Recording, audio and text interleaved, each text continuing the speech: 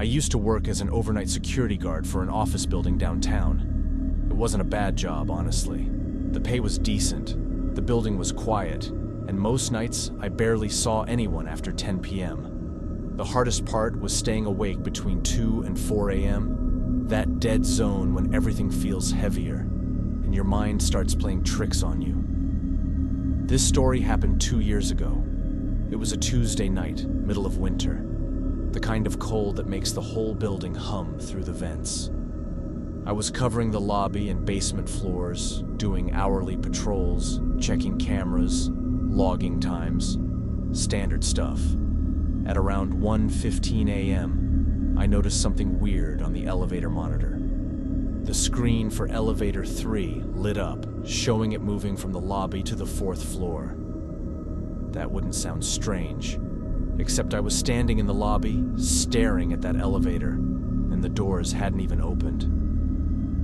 The lights above it flickered once, then the camera feed glitched.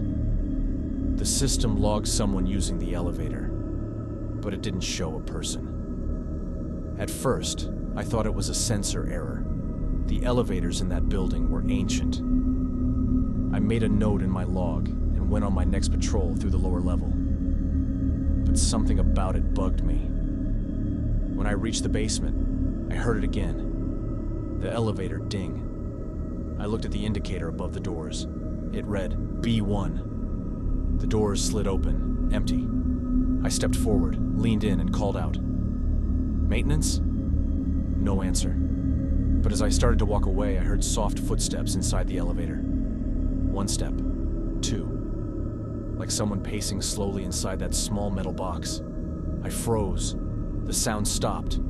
I lifted my flashlight and pointed it toward the floor. Nothing. Then the doors shut on their own, and the elevator went up. Here's where it got worse. Each time it reached a floor, the doors opened, but on the monitor, no one ever came out. This happened 3 times that night. By 3 a.m., I called my supervisor, told him the system was acting up. He said to lock off the elevator area until morning and wait it out. So I taped a warning sign and tried to sit back at the lobby desk. That's when the lobby phone rang. It wasn't my supervisor. The caller ID just said, Elevator 3. I stared at it for a good 5 seconds before picking up. There was no voice on the other end, only faint static, and what sounded like someone breathing slowly, right against the receiver. Then, through the hiss, I heard a whisper, barely audible. "It's not supposed to stop." I slammed the phone down. My hands were shaking. When maintenance arrived at 6 a.m., I told them everything. They looked at each other like they already knew something. One of the older guys finally said, "Elevator 3's been decommissioned for months. The wiring's disconnected. It's not supposed to move at all." They opened the panel. The main power line wasn't even active. Whatever moved that elevator wasn't mechanical. After that night, I switched to day shifts. But sometimes when I pass that building, I still see the light over Elevator 3 flicker and hear that faint ding, like it's waiting for me to come back. I worked night security at a small private hospital on the outskirts of town. It wasn't a big place, 2 floors, 1 main entrance, and a parking lot that could barely fit 20 cars. I usually pulled double shifts, which meant I was there from 7 p.m. until sunrise. Most nights were painfully quiet. The nurses on duty would play music in the lounge, and the only thing I really had to do was check the CCTV feeds every 30 minutes and do 2 full patrols. The security office was a small, cold room filled with that constant hum of the monitors. I got used to that sound. It was almost comforting. But one night, around 2:40 a.m., I started noticing something strange on the feed from camera 12, the one facing the east hallway near the old storage wing. A woman. She was standing at the far end of the hall, near the emergency exit. I assumed it was one of the nurses, so I leaned closer to the screen. But what caught my eye was how still she was. She wasn't moving. just standing there. The hallway lights were dim, but I could see her hair was dark and her hospital gown looked torn at the shoulders, like it hadn't been washed in years. I picked up my radio and called the nurse's station. "Hey, did someone go down to the East Wing?" They said no. Everyone was either in the ICU or resting. That section was supposed to be locked. I switched to the external camera to check the emergency exit door.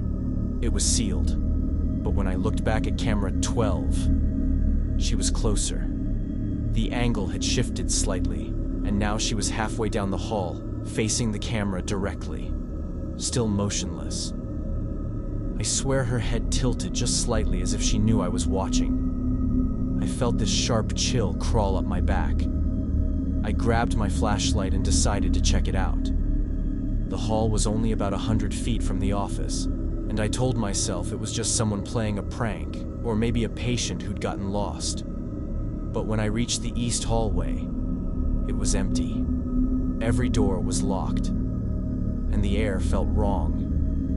Colder than the rest of the hospital, heavy, like it didn't belong there. Then my radio crackled. "Hey, camera 12 just went black.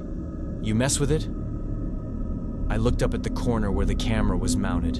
It was still there, but the red recording light was off. I went back to the office, uneasy. When I checked the footage, the monitor showed static for maybe 3 seconds. Then a single frame flickered through. It was her again.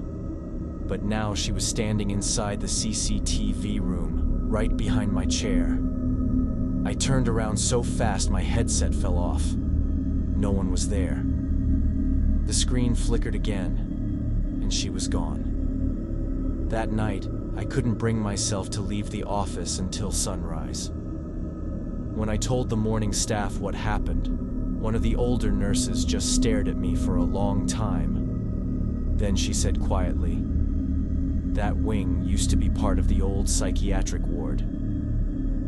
It shut down after a patient hanged herself near the emergency exit." I tried to laugh it off, said it must have been a glitch. But when they pulled the system logs, the CCTV camera recorded motion in that hallway 5 minutes before I saw her, and the system timestamp showed something impossible. 1958. They said it was a software error, but deep down, I know what I saw. Because when I left that morning, I passed by the East Wing door, and on the small glass panel was the faint shape of a handprint, pressed from inside.